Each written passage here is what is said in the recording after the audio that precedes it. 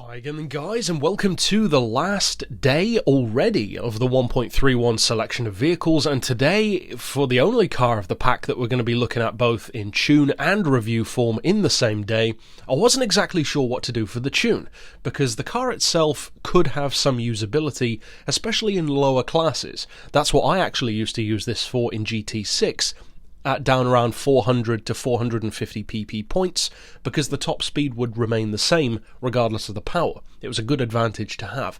However, now of course in Group X, your hands are tied a lot of the time. You could use it for one-make racing of course, but most people probably won't. So I was trying to think of some kind of tune that would be fun for the car more than anything else. So initially I wanted to make a rally tune for it. That didn't work out because of the tyre selection, so I decided to do a drift tune, a rear engine, rear wheel drive drift tune, which can sometimes be tricky, but this car actually pulls it off really well. Now as far as the upgrades, I'd recommend a stage 3 power upgrade, because that can take you all the way up to 540 horsepower. As far as the weight, of course you want to drop that as far as you can go. Traction control, obviously you want turned off for drifting. I've got it on sports soft tyres on the front, with hards on the back. Now, I know that for drifting, there are many people who have their own preference as far as tyres. Many people like to use comfort tyres, for instance. That's absolutely fine. Use whatever tyres you want, but of course, for those who are less experienced at drifting, you want to have a little bit of a disparity between the front and the back, so that you've got a little bit less grip at the rear. For obvious reasons, it helps you to kick the tail out. As far as the brake balance, I haven't touched that. Again, I know some drifters like to. Personally, that's not my drifting style. I prefer the e-brake or the handbrake. As far as the suspension, we've got the ride height as low as you can go. As far as the frequency, that's as high, well actually it isn't as high, I should say 2.10. And as far as the anti-roll, I've actually lowered that as far as it can go. Then as far as the dampers, I've got them as low as possible for both compression and the rebound.